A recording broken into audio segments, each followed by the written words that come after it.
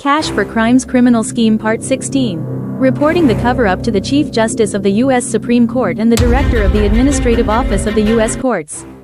As the Chief Judges Diane Sykes and Michael Brennan, and the Judicial Council of the Seventh Circuit, covered up the criminal misconduct complaint against Federal Judge Jenkins and my petition for review of the dismissal, on November 14, I reported the cover-up, via 2 emails to the next level of authority, Director of Administrative Office of the U.S. Courts, Robert Conrad, and the Chief Justice of the U.S. Supreme Court John Roberts, who is the presiding officer of the U.S. Judicial Conference, responsible for administration and oversight of conduct of federal judges and judiciary staff.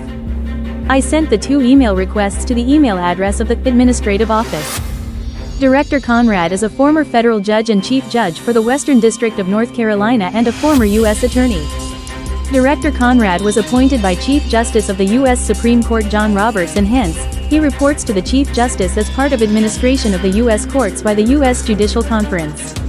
In my first email request, I explained along with evidence, the Cash for Crimes criminal scheme by federal judges along with others, judicial criminal misconduct by Federal Judge Jenkins, cover-up of the judicial misconduct complaint by Chief Judge Sykes and the cover-up by Judicial Council of the Seventh Circuit. In my second email request, I provided the video presentation of the criminal scheme by federal judges along with others.